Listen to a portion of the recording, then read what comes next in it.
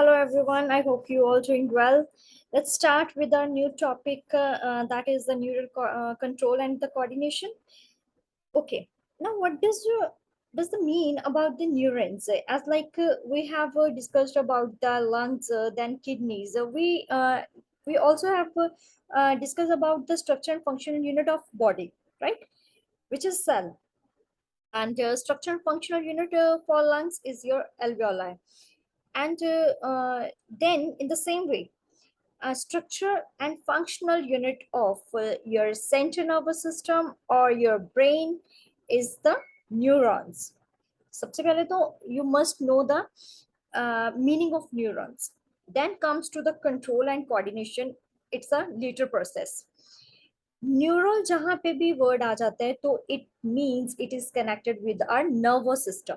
ठीक है, nervous system, brain and आपका वो जो सारा सेंट्रल नर्वस सिस्टम है उसको हम न्यूरल या फिर न्यूरॉन्स बोलते हैं. ठीक है, सबसे पहले जो ये देखिए, ये ब्रेन, नर्व्स, आपका स्पाइनल कॉर्ड, इस सारे को कोऑर्डिनेट करने का और कंट्रोल करके सारी फंक्शनिंग बॉडी को करवाने के सिस्टम को हम बोलते हैं neural coordination, right? And how the body coordinate. ठीक है, अभी कोऑर्डिनेट का मतलब क्या होता है कि आपको क्या स्मेल फील हो रही है, क्या आपने एक्ट करना है, कैसे बॉडी ने रिएक्ट करना है. ठीक है, कैसे आपको सेंसेशन फील होगी, कैसे हाउ द बॉडी रिएक्ट, ये सब चीजें हम डिस्कस करेंगे आप अपने इस पार्ट में. क्लियर? सो जैसे कि लिखा हुआ है ना कि इंस्टेंटली बॉडी रिस्पॉन्ड करती है. ठीक है, वो सारा एक कंट्रोल एंड कोऑर्डिनेशन के थ्रू चलता है. ठीक है, क्या कहते हैं, बॉडी अपनी आपकी सुनती है. बॉडी किसी की नहीं सुनती, बॉडी सिर्फ अपने आप की सुनती है कि मेरे में क्या फंक्शनिंग करनी है, कैसे उस चीज को कंट्रोल करना है. Body is very intelligent. Body knows everything how to control the इतना कॉम्प्लेक्स सिस्टम को कैसे कंट्रोल करके रखना है. ठीक है, जैसे कि मैंने बताया कि ब्रेन आ गया, स्पाइनल कॉर्ड आ गया, आपका पूरे का पूरे नर्व्स जो हैं बॉडी में, वो सारा नर्वस सिस्टम में और न्यूरल में कोऑर्डिनेशन के थ्रू ही चलेगा. अभी क्या है, ये जो स्पेशलाइज्ड सेल्स हैं, ठीक है, स्पेशलाइज्ड सेल्स जो कोऑर्डिनेशन में एंड जो आपका कंट्रोल में हेल्प करते हैं, that is called the neurons. Neurons का डेफिनेशन समझ आ गया. कंट्रोल एंड कोऑर्डिनेशन का मतलब समझ आ गया कि रिस्पॉन्ड टू स्टिमुलाई, जो हमारे बॉडी में एक्शन रिएक्शंस हो रहे हैं उसके अगेंस्ट जो रिस्पॉन्ड करना है बॉडी ने, that known as the control and coordination के साथ वो सारी फंक्शनिंग करनी होती है. एंड वो सारी फंक्शनिंग कौन कंट्रोल कर रहे हैं? आपके न्यूरॉन्स कर रहे हैं. ठीक है, न्यूरॉन्स में तीन चीजें कर रही हैं हमारी, तीन चीजें कंट्रोल कर रहे हैं. स्पाइन कर रहा है, स्पाइनल कॉर्ड को कंट्रोल में रखना, नर्व्स को, बॉडी में जितने भी नर्व्स हैं उसे कंट्रोल में रखना, एंड आपके ब्रेन को कंट्रोल में रखना, उसकी फंक्शनिंग को कंट्रोल में रखना. ये सारे आपके वही जो स्मॉलर सेल्स हैं which is known as neurons, वो सारी हेल्प कर रहे हैं आपके कंट्रोल कोऑर्डिनेशन में, राइट? Move to next. अभी स्पेसिफिकली नर्व सेल्स है ना, जो न्यूरॉन्स हैं जिसे नर्व सेल्स भी बोलते हैं, उसका ये मतलब कितने पार्ट्स में डिवाइड है? ये तीन पार्ट्स में डिवाइड होती है बेसिकली. एक तो पूरे का पूरा सेल बॉडी आ गया, ठीक है, जिसे हम साइटोन बोलते हैं. दूसरे इसे डेंड्रिटिक सेल्स होते हैं ना, जो आगे हम जाके मैं आपको पिक्चर शो करूंगी वहां देखेंगे. एक थर्ड आ गया आपका एक्सन. ठीक है, axon and dendron and cell body. ठीक है, मूव टू नेक्स्ट स्लाइड. सबसे पहले तो सेल बॉडी. सेल बॉडी किस चीज की बनी होती है, क्या क्या चीजें होती हैं सेल की? पूरी ये सारा सेल है. सेल की बॉडी में क्या क्या चीजें हैं? इसमें है साइटोप्लाज्म, सेल ऑर्गेनेलिस, एंड आपके निजल्स, ग्रेनुल्स, जो ग्रेनुलर बॉडीज होती हैं. ठीक है, ये दीज वन द ऑरेंज, ये कलर की है ना, छोटी छोटी दिखाई हुई है, ये आपकी ग्रेनुल्स बॉडी होती है. ये आपका पूरे का पूरा सेल बॉडी है. ये इन बिटवीन द न्यूक्लियस है. ये प्रोजेक्शन लाइक, जो आउटर साइड ये प्रोजेक्शन लाइक बॉडीज हैं, these are called the dendrites. अभी वन बाय वन इसका फंक्शन डिस्कस करेंगे. Move to next slide. सबसे पहले पार्ट डिस्कस कर लें फिर इसका फंक्शन देखते हैं. डेंड्रॉन या डेंड्राइट्स किसे बोलते हैं? ये एक शॉर्ट फाइबर जैसे प्रोजेक्शन आउटसाइड मैंने आपको यहाँ दिखाई ना, ये वाली. ठीक है, बॉडी में इस सेल में प्रेजेंट होती है. ठीक है, इसकी ये सब ब्रांचेस हैं. ठीक है, ये सब ब्रांचेस छोटी छोटी जो थॉर्न्स की तरह बाहर निकली हुई हैं, these are called the dendrites. इसका बेसिकली काम क्या होता है कि ट्रांसमिट करना इम्पल्स, ठीक है, impulse towards the cell body, right. Impulse means वो मूवमेंट ऑफ सेल्स, आपका रिएक्शन जो होता है, स्टिमुलाई करना उस चीज को, ठीक है। अभी नेक्स्ट क्या आ गया आपका एक्सिन। एक्सिन क्या होता है, एक लॉन्ग, ये जो बैक रहेगी, ठीक है, long fibre which transmit impulse away from the cell. ये अभी दूर जा रहा है ना इम्पल्स, यहाँ पे इम्पल्स क्रिएट हो गया, ये अवे अवे जा रहा है सेल से, ठीक है, इस चीज को ट्रांसमिट करना away from the cell body. ये जो ब्रांचिंग एक्सोन होता है इसे हम एक्सोनाइट बोलते हैं, ठीक है, एक्सोनाइट। हर एक axonite ends as a bulb, ये बल्ब लाइक प्रोजेक्शन होती है जिसे हम स्नैप्टिक नॉब बोलते हैं। ये bulb like projections outer side आ गई, मींस ये क्लोजिंग एरिया आ गया, यहाँ पे एक प्रोजेक्शंस लाइक बल्ब की तरह आउटसाइड प्रोजेक्शन निकलेगी, इसे हम स्नैप्टिक नॉब बोलेंगे। Clear, move to next. अभी टाइप्स ऑफ न्यूरॉन्स कितने तरह के हैं, ठीक है। ये तो हमने न्यूरॉन की एक बॉडी डिस्कस कर ली ना, एक न्यूरॉन क्या क्या चीजें कंसिस्ट करता है, साइटोप्लाज्म होता है, न्यूक्लियस होता है, डेंड्राइट्स होते हैं, सेल बॉडी होती है, एक्सिन होता है, एक्सिन के आउटर साइड उसे क्लोजिंग एरिया होता है जिसे हम स्नैप्टिक लोब बोलते हैं। तो ये तो एक उसकी बॉडी होगी। अब न्यूरॉन्स फर्दर कितने टाइप्स के हैं, these are the basically three types, ठीक है। मल्टी पोलर न्यूरॉन्स होते हैं, बायपोलर होते हैं एंड यूनिपोलर होते हैं। इसके टर्म से ही जो डेफिनेशन है उससे क्लियर होता है, हेडिंग से ही, कि मल्टीपोलर मींस मैनी, ठीक है, मैनी पोलर्स होते हैं। ये बेसिकली मोटर न्यूरॉन्स होते हैं आपके, ठीक है, सेंसरी न्यूरॉन्स होते हैं और इंटर न्यूरॉन्स होते हैं। यहाँ पे मेंशन नहीं किया हुआ कि इनके अनदर जो बेसिकली काम, जैसे इनका डिफरेंट जहां जहां काम होता है, ये इसकी टाइप्स वहां पे डिपेंड करती हैं, उसके बेसिस पे ही। जो मोटर न्यूरॉन्स होते हैं वो स्पेसिफिकली कोऑर्डिनेट करते हैं brain and central nervous system को, ठीक है। इंटर न्यूरॉन्स भी आपकी स्पाइन को कंट्रोल करके रखते हैं। इसी तरह ही आपके, ये पहले शेप डिस्कस कर ले। जो मल्टी पोलर न्यूरॉन होते हैं इसमें एक एक्सिन रहता है, ठीक है, दिस एक्सिन जो हमने ऊपर देखा था, एंड टू और मोर डेंड्रॉन्स, डेंड्राइटिक सेल्स एक से ज्यादा होंगे, ठीक है, दो दो से ज्यादा होंगे, ठीक है। ये बेसिकली सेरिब्रम कॉर्टेक्स में प्रेजेंट होता है। अभी जब हम ब्रेन का स्ट्रक्चर डिस्कस करेंगे ना इसी आपके टॉपिक में, तो उसमें पता चलेगा कि सेरिब्रल कॉर्टेक्स कहाँ होता है। ये जो मल्टी पोलर न्यूरॉन होते हैं ना, ये आपके ब्रेन में प्रेजेंट होता है, उसके सेरिब्रम कॉर्टेक्स में प्रेजेंट होता है। एक इसमें एक एक्सिन रहेगा और दो या दो से ज्यादा डेंड्राइट सेल्स रहेंगे, क्योंकि ब्रेन की फंक्शनिंग बाकी बॉडी ऑर्गन्स और टिश्यूज और नर्व्स और स्पाइनल कॉर्ड से सबसे ज्यादा है। सो तो इसीलिए यहाँ पे मल्टीपोलर न्यूरॉन का होना जरूरी था।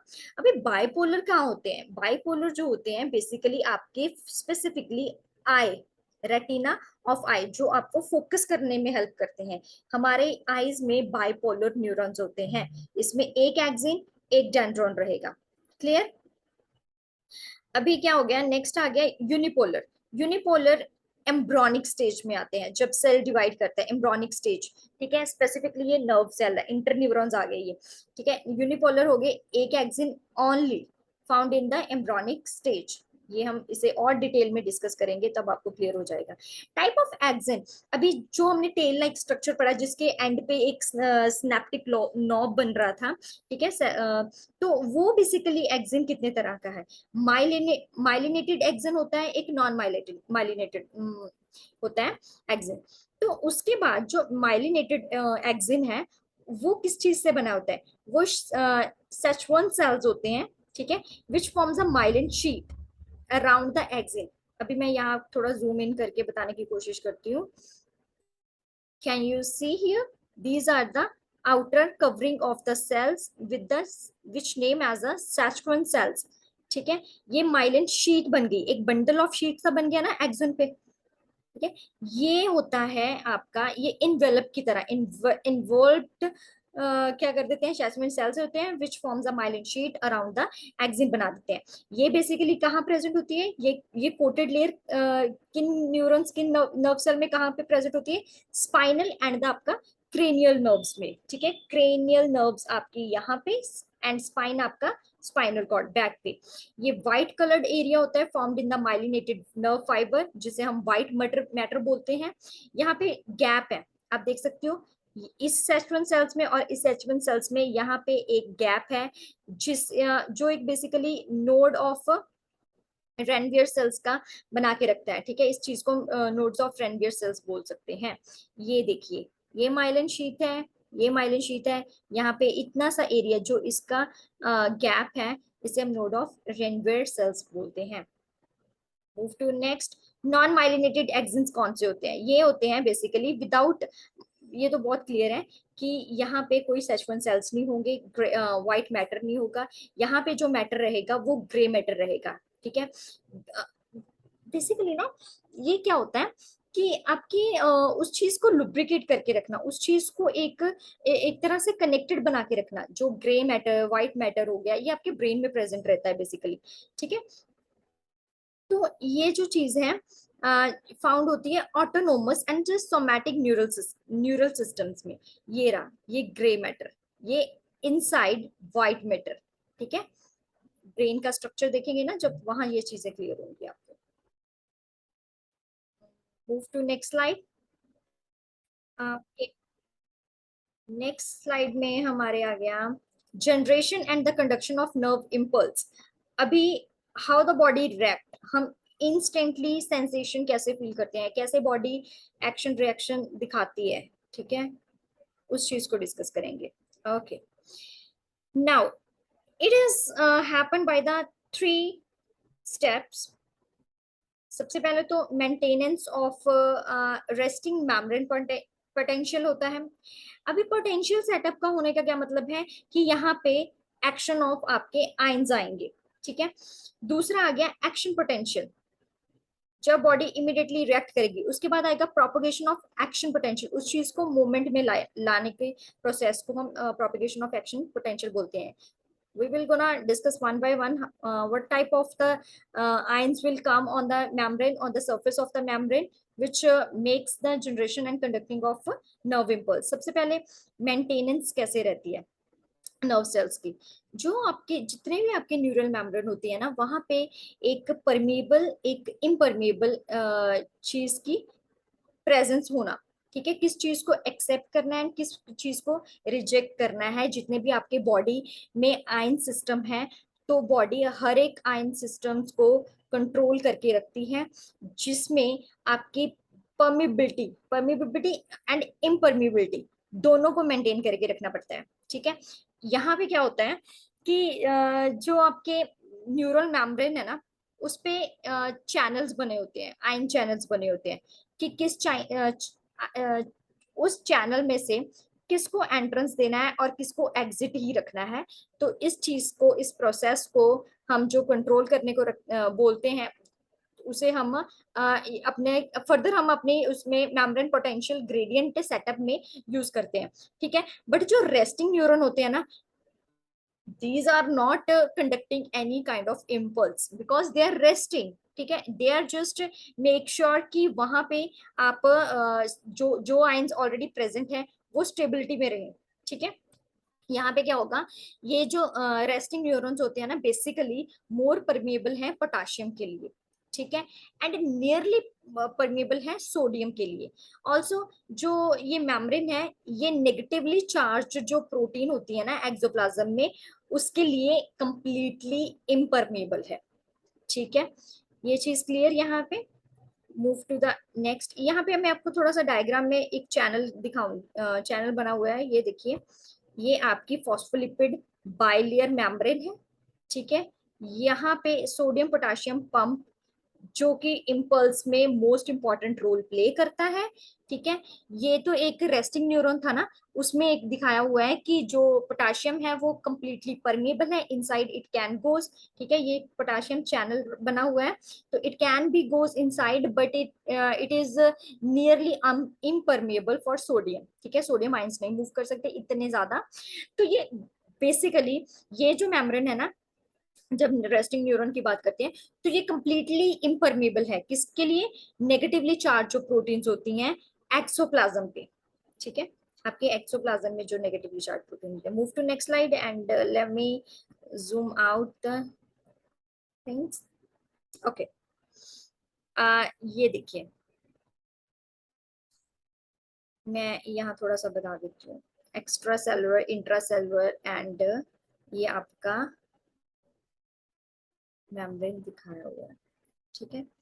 ये देखिए द आयनिक ग्रेडियंट सेटअप कैसे हुआ है, वही ऊपर वाली स्लाइड को एक्सप्लेन किया हुआ है।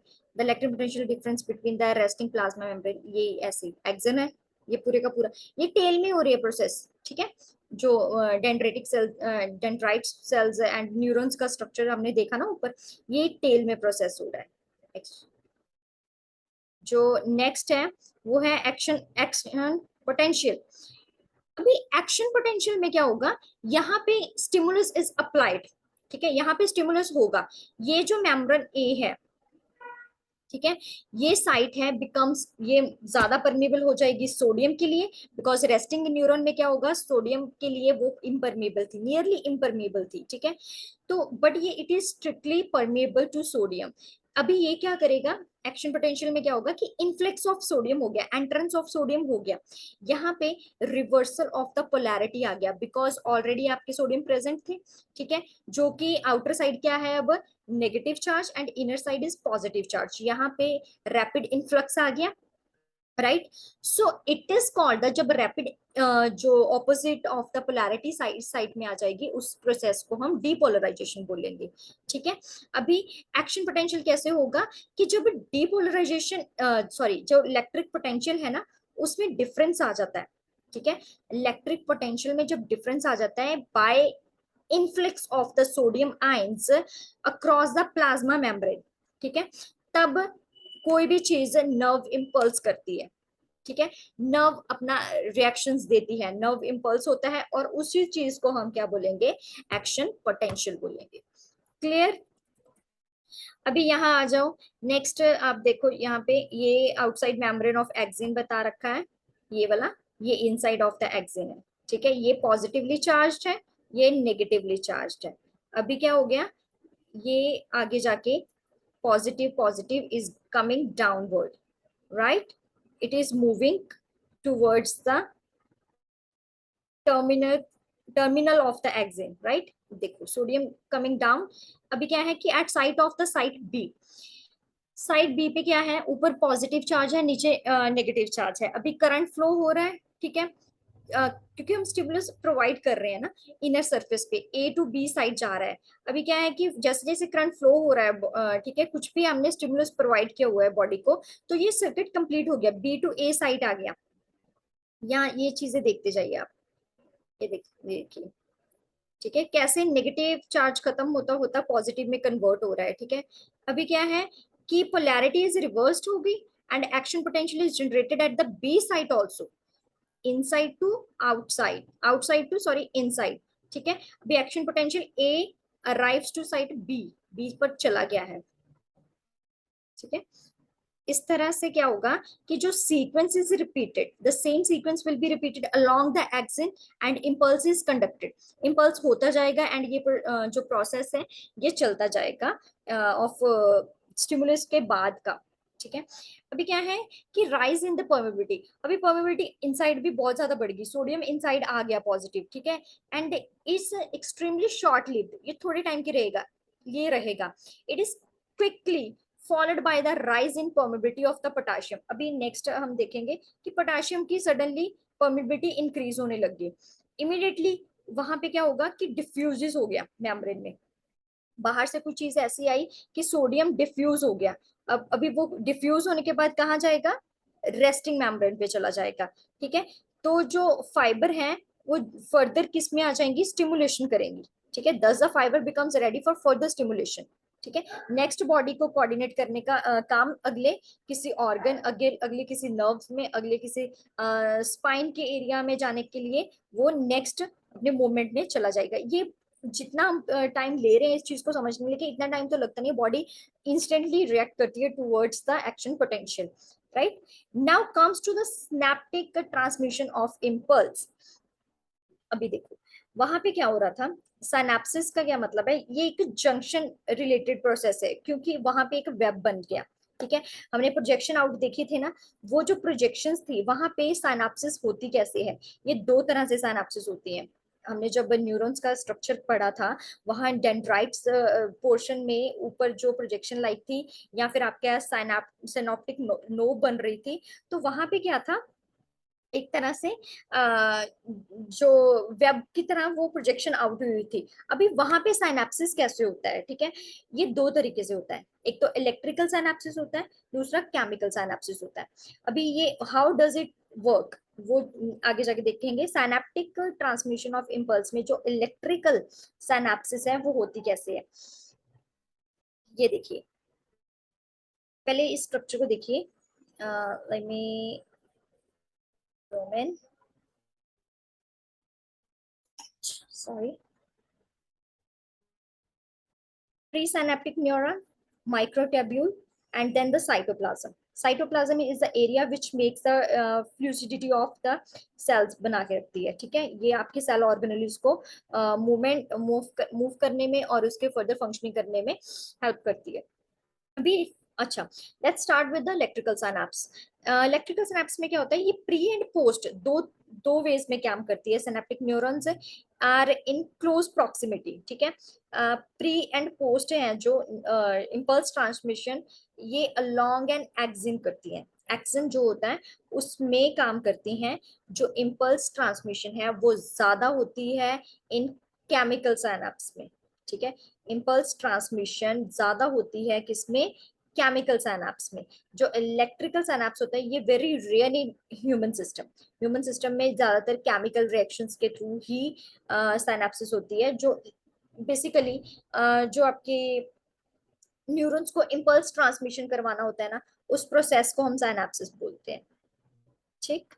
अभी क्या है, केमिकल साइनेप्सिस जो हमारी बॉडी में जनरली ह्यूमन बॉडी में रहता है, इसका जो मैकेनिज्म है वो क्या है, क्या जो स्नैप्टिक क्लेफ्ट बनता है ना, मैं थोड़ा ऊपर आपको एक डायग्राम में दिखाऊंगी कि how the synaptic cleft has been open. See see this diagram, या ये चीज समझ लीजिए, रेस्ट ऑफ हम आगे डिस्कस करते हैं। सबसे पहले तो ये डेंड्राइट है, ठीक है, ये डेंड्राइट है। ये एरिया आपका सिनैप्सिस करेगा यहाँ पे, जो दिस इसके बिल्कुल एज पे, इनसाइड इनवर्ड, यहाँ पे पोस्ट साइनेप्टिक टर्मिनल्स हैं, ये सारे पोस्ट साइनेप्टिक टर्मिनल्स हैं। और ये जो इंटरकनेक्टेड दूसरे डेंड्राइट सेल से हुआ है, इस एरिया को, ये सी शेप को हम सिनेप्टिक क्लेफ्ट बोलते हैं, ठीक है। क्लेफ्ट जैसे ऐसे करके कोई चीज किसी चीज में मोल्ड होके अंदर जा रही है, ठीक है, ये क्लेफ्ट में जाएगी, ठीक है, क्लेफ्ट में ऐसे जाएगी, ठीक है। अभी पोस्ट सिनेप्टिक टर्मिनल कहाँ है, इनवर्ड्स। जो आउटवर्ड है ये आपके प्री सिनेप्टिक टर्मिनल्स है। ये पिक्चर थोड़ा सा क्लियर, यहाँ से आपके एक्सिन शुरू हो जाते हैं, ये एक्सिन, ये yellow yellow stalk like structure है ना, ये axon. Clear, move to the chemical synapsis. अच्छा, अभी हमने स्नैप्टिक क्लेफ्ट अभी देखे ना, वहां पे फ्लूइड फिल्ड स्पेस रहती है, ठीक है। वो फ्लूइड किस किस में प्रेजेंट होता है, pre synaptic and post synaptic neurons जो मैंने अभी दिखाया। Inward was the pre and outward was the post synaptic, ठीक है। अभी यहाँ पे सिनेप्टिक नोब नोब होती है, जो एक्सिन का एंड पोर्शन स्वेलोड रीजन हमने देखे थे फर्स्ट स्ट्रक्चर में, ठीक है। तो यहाँ पे न्यूरो रहते हैं। न्यूरो ये बहुत इंपॉर्टेंट क्वेश्चन आ जाता है, कौन से न्यूरो होते हैं, एसिटाइल कोलिन और एंड्रेनलिन, ठीक है। एंड्रेनलिन एंड एसिटाइल कोलिन, ये दो न्यूरो हैं जो हेल्प करते हैं आपके केमिकल सिनेप्सिस में।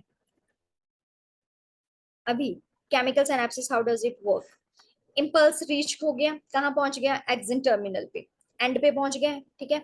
वहां पे सिनेप्टिक वेसिकल्स हैं जो बाइंड प्लाज्मा मेम्ब्रेन के साथ बाइंड हुई हैं। वहां से न्यूरोट्रांसमीटर रिलीज होंगे। न्यूरोट्रांसमीटर कौन से, एड्रेलिनिन, अभी हमने ऊपर पढ़ा था, एड्रेलिनिन एंड एसिटाइल कोलिन, ठीक है। अभी ये क्या है, क्लेफ्ट दिखाया ना मैंने आपको जो इस शेप का है, वो क्लेफ्ट में डिफ्यूज होगा ये न्यूरोट्रांसमीटर्स, एंड कंबाइन करेंगे किस किस को, with the receptors on the post synaptic membranes. वहां पे ओपनिंग हो जाएगी, आयन चैनल्स बन जाएंगे, ठीक है। ठीक है, जैसे आयन चैनल बन गए तो वहां पे एक्शन पोटेंशियल आपका जनरेट हो गया। It's very simple. I'm gonna repeat this कि एक्सिन टर्मिनल पे सिनेप्टिक वेसिकल्स प्रेजेंट है. ठीक है, वो प्लाज्मा मेम्ब्रेन के साथ जुड़ी हुई है. अभी वहां पे न्यूरोट्रांसमीटर एसिटाइलकोलिन एंड आपके जो एड्रेनलिन है वो रिलीज होगा. किसमें? सिनेप्टिक क्लेफ्ट में. सिनेप्टिक क्लेफ्ट किस चीज के साथ कनेक्टेड है आपका? कंबाइन हुआ है post and pre synaptic nerve से. ठीक है, ओपनिंग ऑफ आयंस होगी वहां पे. जैसे ही ओपनिंग ऑफ आयंस होगी, हमने पढ़ा कि action potential is going to generate.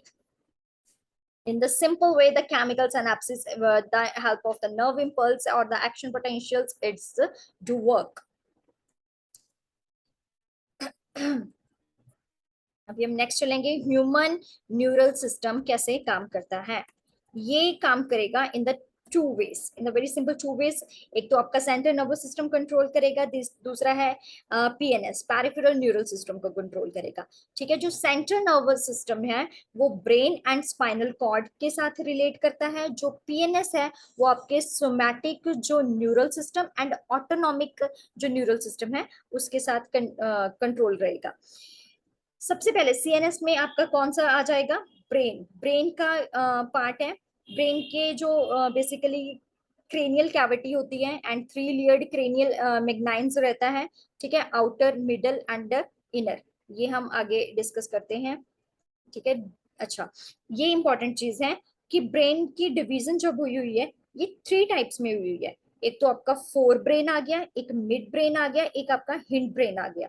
अभी फोर ब्रेन में क्या क्या चीजें हैं? Cerebrum, thalamus, hypothalamus, most important and the most functioning area which secrete the hormones. यहां से सब कंट्रोल चलता है. दूसरा आ गया पिट्यूटरी ग्लैंड, राइट. ये आपका फोर ब्रेन पोर्शन आ गया. मिड ब्रेन है जो ये एरिया जो कनेक्टेड रखा है फोर ब्रेन एंड आपके हिंड ब्रेन को. हिंड ब्रेन में ये पॉन्स, ये मेड्यूला एब्लोंगेटा, जो यहाँ से आपका स्पाइन स्टार्ट होना शुरू हो जाता है. देन उसके बाद सैरिब्रम, सैरिबलम आ गया, बिल्कुल downward portion of the brain. ठीक है, उससे उसके थोड़ा सा साइड से, ठीक है, आपका स्पाइनल कॉर्ड शुरू हो जाएगा, right. Then move to the forebrain. Forebrain जो एरिया है, cerebrum, thalamus and hypothalamus, pituitary gland, वो नीचे वाला एरिया हो गया. बेसिकली फॉर ब्रेन के थ्री पार्ट्स हैं. तो यहाँ पे सैरिब्रम सबसे पहले क्या है? सैरिब्रम, जैसे हमने सबने वॉलनट खाया हुआ है ना, वॉलनट को भी अच्छे से देखना. It's a just shape like of the walnut.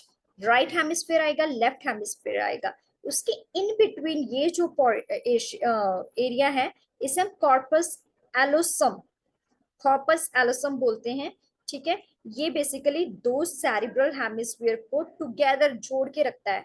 ठीक है, आपका ब्रेन जैसे मैंने बोला ना वॉलनट, तो उस शेप को जब जो सेंटर वाला पार्ट है ये आपका कॉर्पस एलोसम, ठीक है, बोलते हैं, जो आपको टुगेदर करके रखता है दोनों की जो नर्व्स हैं, नर्व फाइबर्स हैं आपके राइट एंड लेफ्ट हेमिस्फीयर की.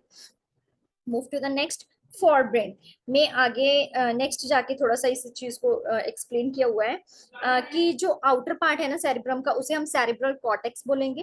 It has the convolutions and depressions and it is formed of grey matter.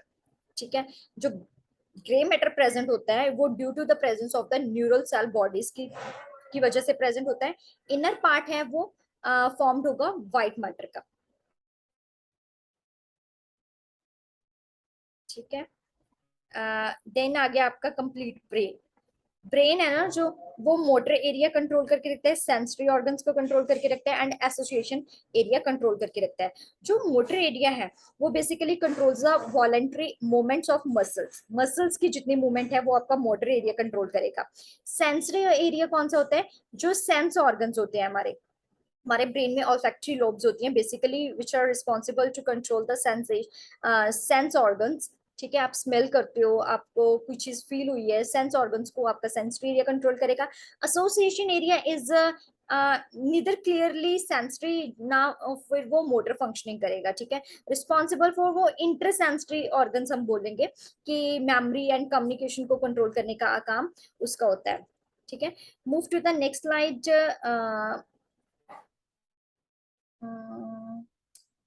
Then there is a thalamus.